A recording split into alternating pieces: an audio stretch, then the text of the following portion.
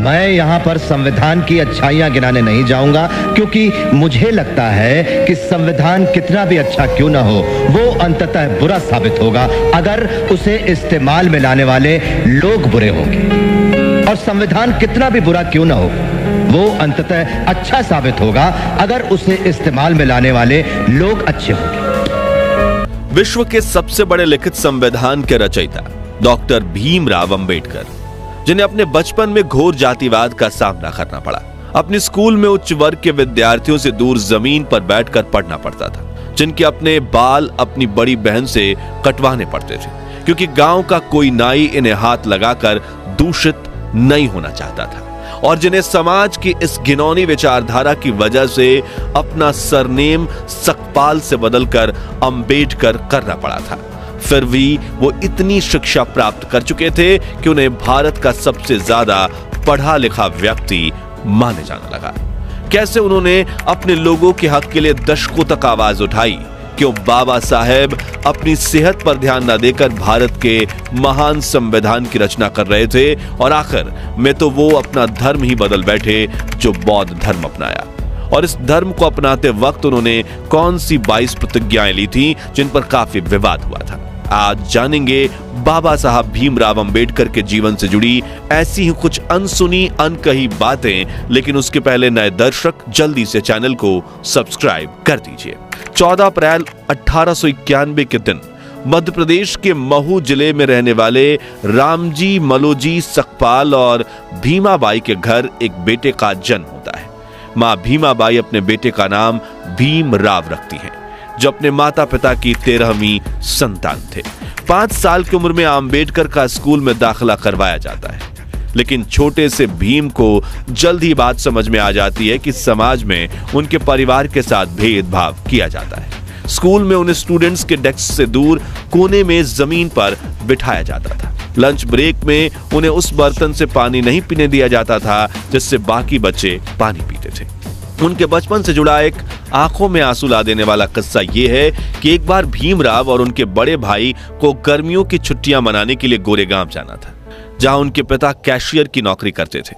दोनों भाई ट्रेन में बैठकर गोरेगांव पहुंच जाते हैं, लेकिन काफी देर इंतजार करने के बावजूद उनके पिता रामजी सकपाल उन्हें लेने के लिए स्टेशन नहीं पहुंचते।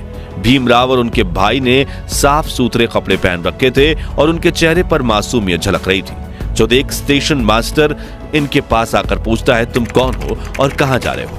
तभी भीमराव बिना कुछ सोचे समझे ये बता देते हैं कि वो महार जाति के दलित हैं, जो सुनकर स्टेशन मास्टर के चेहरे के भाव बदल जाते हैं और वो इन्हें बिना कुछ कहे वहां से चला जाता है। कुछ देर बाद दोनों भाई अपने पिता तक पहुंचने के लिए एक बैलगाड़ी किराए पर लेने की सोचते हैं, लेकिन बैलगाड़ी चालकों तक की भी बात पहुंच चुकी थी कि ये लोग अछूत और अस्पृश्य वर्ग के हैं और वो इनसे बात भी नहीं करना चाहते थे।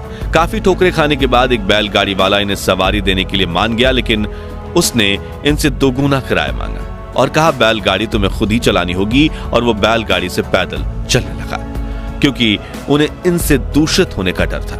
यह घटना भीम के दिमाग पर काफी गहरा प्रभाव डालती है, जिसके बाद उनका ध्यान हर उस घटना पर जाने लगता है जिसमें उन्हें लोगों ने अलग और अछूत महसूस करवाया था। इसी तरह गांव का कोई नाई इनके बाल भी नहीं काटता था, बल्कि इन्हें घर ही अपनी दादी से बाल या दीदी से बाल कटवाने पड़ते थे। इन्हें गांव के मुख्य कुएं से पानी खींचने पर मनाही थी और कोई बड़ा वर्ग इन्हें अपने घर में प्रवेश तक नहीं करने देता था।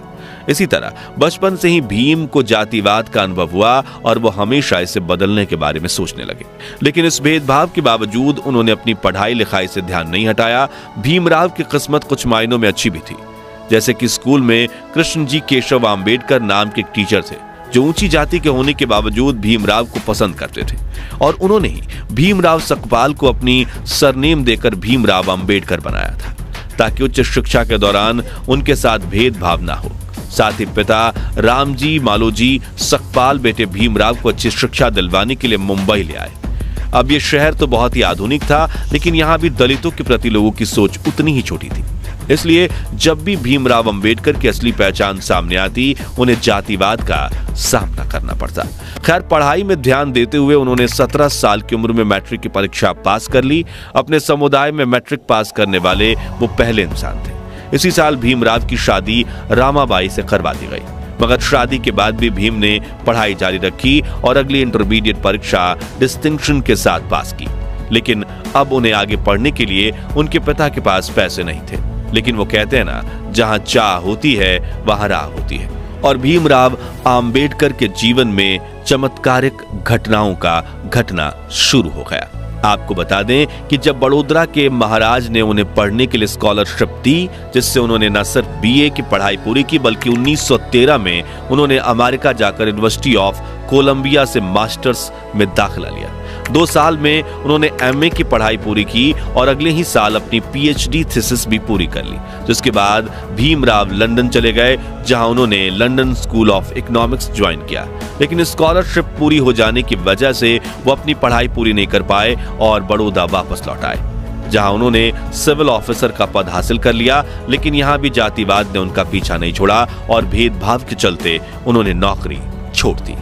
1918 में भीमराव बॉम्बे के सिडेनहम कॉलेज में लेक्चरर बने। साथ ही उन्होंने दलितों की आवाज दुनिया तक पहुंचाने के लिए मराठी अखबार मुक नायक की भी शुरुआत की, क्योंकि अपने धर्म की वजह से वो इतनी ठोकरें खा चुके थे कि अब उन्हें समझ आ रहा था कि अब अपना हक पाने के लिए उन्हें आवाज उठानी पड़ेगी।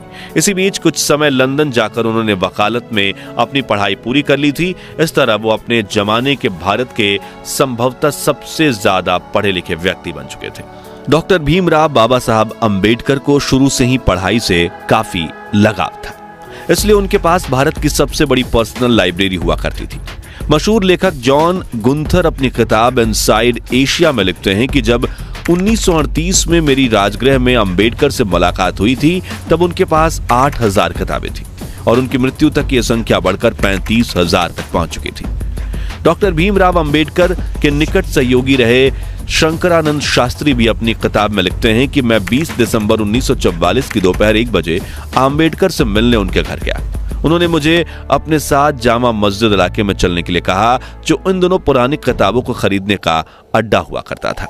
जब हम वहां पहुंचे तो लोग उनके चारों तरफ इकट्ठा होने लगे, लेकिन इस भीड़ में भी उन्होंने विभिन्न विषयों पर तकरीबन 2 दर्जन किताबें खरीदी। यहाँ एक दिलचस्प बात यह है कि किताबों का इतना बड़ा संग्रह होने के बावजूद वो अपनी किताबें किसी को पढ़ने के लिए उधार नहीं देते थे।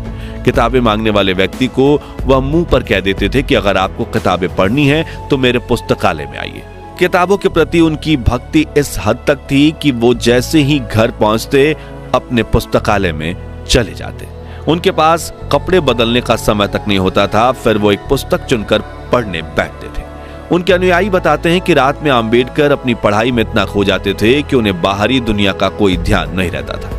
अम्बेडकर जी अपने स्टूडेंट्स से कहते थे कि तुम्हारे पैरों में जूते भले ना हो, लेकिन तुम्हारे हाथों में किताब अवश्य होनी चाहिए। खैर, बाबा साहब अम्बेडकर की लाइफ जर्नी पर वापस आए तो वर्ष 1924 में उन्होंने बहिष्कृत हिताकरणी सभा के नाम से एक एसोसिएशन की शुरुआत की, जिसका काम दलित विद्यार्थियों के लिए हॉस्टल, स्कूल और मुफ्त लाइब्रेरी स्थापित करना था। साथ ही वो कई सभाओं में हिस्सा लेकर दलितों की समानता को लेकर सवाल उठाने लगे। फिर चाहे 1972 का महार सत्याग्रह हो, गोलमेज सम्मेलन हो या फिर संविधान सभा में दलित अधिकारियों के लिए आवाज उठाना हो। इस बीच उन्होंने ये बात नोटिस करी कि महार जाति जिस हिंदू धर्म को मानती है, उसी धर्म की बाकी जातियां उनके साथ अछूत व्यवहार करती है। इसलिए उन्होंने 13 अक्टूबर 1935 के दिन नासिक में आयोजित एक सभा में उन्होंने ये घोषणा की कि वो हिंदू धर्म छोड़ने का फैसला ले चुके हैं। पहले तो महार जाति के कुछ लोगों को झिझक हुई, लेकिन 1936 में बाबा साहब ने महार सम्मेलन में मुक्ति कोण पथे यानी मुक्ति क्या है नाम से एक भाषण दिया, जिसमें उन्होंने तर्क के साथ समझाया कि दलितों को अपना धर्म परिवर्तन क्यों करना चाहिए। लेकिन अगले 20 साल तक वो ये तय नहीं कर पाए कि उन्हें कौन सा धर्म अपनाना चाहिए। शुरुआत में बाबा साहब का झुकाव इस्लाम धर्म की ओर था, फिर उन्हें आर्य समाज और सिख धर्म अपनाने का भी सुझाव दिया गया, जिसके बाद उन्होंने ईसाई धर्म के इतिहास को समझने की कोशिश की और दुनिया के कई धर्म तलाशे। लेकिन फिर 1955 में उन्होंने बौद्ध धर्म अपनाने का फैसला लिया। लेकिन उन्होंने बौद्ध धर्म ही क्यों चुना? तो इस सवाल का जवाब उन्होंने खुद अपने article Buddha and the future of his religion में दिया है, जिसमें उन्होंने लिखा है कि हिंदू, ईसाई, इस्लाम और बुद्ध धर्म की गहरी तुलना करने के बाद कहा कि बुद्ध किसी ईश्वर के पुत्र, पैगंबर या खुद ईश्वर नहीं बल्कि एक इंसान होने का दावा करते हैं। उन्होंने एक इंसान के रूप में ही अपने धर्म का प्रचार प्रसार किया। साथ ही गौतम बुद्ध ने कभी भी चमत्कार या अलौकिक शक्ति का दावा नहीं किया और इससे काफी ज्यादा वो प्रभावित हुए। इसके अलावा बौद्ध धर्म में बाबा साहब को बाकी धर्मों से ज्यादा तार्किकता और गलती करने की गुंजाइश भी दिखी। इसके अलावा उन्होंने अपने इस लेख में कई बातों का उल्लेख किया है, जिसे आप गूगल सर्च करके डिटेल में पढ़ सकते हैं। खैर, बाबा साहब के इस लेख पर भी काफी सवाल खड़े हुए थे और बाकी धर्मों के लोग उनसे खफा भी हो गए थे, लेकिन उन्होंने अपना धर्म बदलने का फैसला लिया था। इसलिए 14 अक्टूबर 1956 के दिन बाबा साहब आम्बेडकर अपने 3,65,000 समर्थकों के साथ नागपुर में पूरे विधि विधान से बौद्ध धर्म को अपना चुके थे। इस दौरान उन्होंने 22 ऐसी प्रतिज्ञाएं ली थीं जिन पर पूरे देश में विवाद हुआ था। साथियों, ये प्रतिज्ञाएं सही हैं या गलत, ये तय करना हमारा फैसला नहीं है और ना ही हम इसके समर्थन में हैं या इसके खिलाफ हैं, बल्कि हमारा काम आपको सिर्फ इतिहास के बारे में बताना है। तो चलिए उनमें से कुछ प्रतिज्ञाओं के बारे में जानते हैं। मैं ब्रह्मा, विष्णु और महेश में ना विश्वास रखूंगा और ना पूजा करूंगा। मैं राम और कृष्ण जो भगवान माने जाते हैं उनमें आस्था नहीं रखूंगा। मैं गौरी और गणपति और अन्य देवी देवताओं में आस्था नहीं रखूंगा। मैं भगवान के अवतार में विश्वास नहीं करता। मैं कभी नहीं मानूंगा कि भगवान बुद्ध विष्णु के अवतार थे। मैं हिंदू धर्म का त्याग करता हूं जो मानवता के लिए हानिकारक है और मुझे विश्वास है कि मैं धर्म परिवर्तन द्वारा फिर से जन्म ले रहा हूं, वगैरह। डॉक्टर आम्बेडकर की इन प्रतिज्ञाओं ने हिंदू धर्म के उनके समर्थकों को ठेस पहुंचाई थी और धर्म परिवर्तन ही उनके जीवन की इकलौती सबसे बड़ी कंट्रोवर्सी है। चलिए अब जानते हैं दुनिया के सबसे बड़े लोकतंत्र की नींव जिस पर टिकी है, उस संविधान के बनने के पीछे की अनसुनी कहानी। तो 9 दिसंबर 1949 के दिन 299 सदस्यों वाली संविधान सभा की पहली बैठक हुई थी। इस सभा ने 1946 से 1949 के बीच उथल पुथल भरे 3 सालों में काम किया। इस दौरान देश में कई बड़े सांप्रदायिक दंगे हुए और देश का बंटवारा भी हुआ। इस कारण भारत और पाकिस्तान के बीच मानव इतिहास का सबसे बड़ा प्रवासी संकट पैदा हुआ। इस दौरान भारत में 550 से ज्यादा रियासतों का मुश्किल भरा एकीकरण का काम भी संपन्न हुआ था। ऐसे में संविधान बनाना काफी मुश्किल था, जिसके लिए उस समय देश के सबसे ज्यादा पढ़े लिखे व्यक्तियों में से एक डॉक्टर बाबा साहब आम्बेडकर को 29 अगस्त 1947 के दिन संविधान सभा की ड्राफ्टिंग कमेटी के अध्यक्ष के रूप में नियुक्त किया गया था, जिसमें 7 सदस्य थे। लेकिन कहा जाता है कि संविधान बनाने का 90% काम बाबा साहब आम्बेडकर ने अकेले किया था, लेकिन उन्होंने कभी इसका श्रेय अकेले नहीं लिया। राष्ट्रपति महोदय, सर, मैं ड्राफ्टिंग कमेटी द्वारा निश्चित की हुई संविधान की रूपरेखा को प्रस्तुत करता हूं और निवेदन करता हूं कि इस पर विचार किया जाए। राष्ट्रपति महोदय सर, मैं इस सदन में उपस्थित उन लोगों में से एक हूं जो जानते हैं कि इस संविधान का मसौदा तैयार करने में डॉक्टर अंबेडकर ने कितनी मेहनत और लगन खर्च की है। शायद सदन को पता हो कि उसके द्वारा मनोनीत 7 सदस्यों में से एक ने इस्तीफा दे दिया और उसकी जगह किसी और को नहीं लिया गया। एक सदस्य थे अमेरिका में, तो उनकी जगह भी खाली रही और एक और सदस्य अपने कुछ कामों में, राज्य के कामों में व्यस्त रहे, इसलिए उनकी जगह भी खाली रही। 1 या 2 सदस्य दिल्ली के बाहर थे और शायद सेहत की वजह से शामिल न हो सके। इसलिए आखिर में हुआ यूं कि मसौदा तैयार करने का सारा भार आ पड़ा डॉक्टर अंबेडकर पर और मुझे कोई शक नहीं कि हम सब उनके अनुग्रहित हैं। मुझे जो भी श्रेय दिया जा रहा है वो मेरे अकेले का नहीं है। इसका कुछ हिस्सा जाता है सर BN राव को, जो कि हमारी इस सभा के संवैधानिक सलाहकार हैं, जिन्होंने ड्राफ्टिंग कमेटी के विचार करने के लिए संविधान का कच्चा मसौदा तैयार किया। इस श्रेय का कुछ हिस्सा उस ड्राफ्टिंग कमेटी के सदस्यों को भी जाना चाहिए। लेखक अशोक गोपाल के हाल ही में डॉक्टर अंबेडकर की जीवनी पर लिखी एक किताब, जिसमें उन्होंने बताया कि डॉक्टर अंबेडकर ने कैसे अपने खराब स्वास्थ्य से जूझते हुए तमाम मतभेदों को दूर करके दुनिया के सबसे बड़े संविधान में से एक को तैयार किया। इसके प्रारंभिक निर्माण के दौरान ही 2500 से ज्यादा संशोधन किए गए थे। बताया जाता है कि डायबिटीज और ब्लड प्रेशर से पीड़ित होने के बाद भी आम्बेडकर ने संविधान तैयार करने में काफी श्रम किया। संविधान सभा में लगभग 100 दिनों तक खड़े होकर उन्होंने धैर्यपूर्वक हर खंड को समझाया और 26 नवंबर 1949 को भारत का संविधान पारित किया गया और अपनाया गया। इस दिन को संविधान दिवस या राष्ट्रीय कानून दिवस के रूप में जाना जाता है, जिसके अगले साल यानी 26 जनवरी 1950 के दिन भारत में दुनिया के इस बड़े संविधान को लागू किया गया। इसलिए 26 जनवरी को हम गणतंत्र दिवस के रूप में मनाते हैं। संविधान निर्माण के कुछ साल बाद डॉक्टर राजेंद्र प्रसाद ने स्वीकार किया कि आम्बेडकर ने संविधान के कुशल पायलट की भूमिका निभाई। वहीं 6 दिसंबर 1956 के दिन बाबा साहब के निधन के बाद प्रधानमंत्री जवाहरलाल नेहरू ने भी कहा था कि संविधान बनाने में डॉक्टर आम्बेडकर से ज्यादा ध्यान किसी ने नहीं दिया और न ही किसी और ने उतनी परेशानी उठाई। तो दोस्तों, ये थी बाबा साहब भीमराव अंबेडकर के जीवन की कुछ अनकही अनसुनी कहानियां।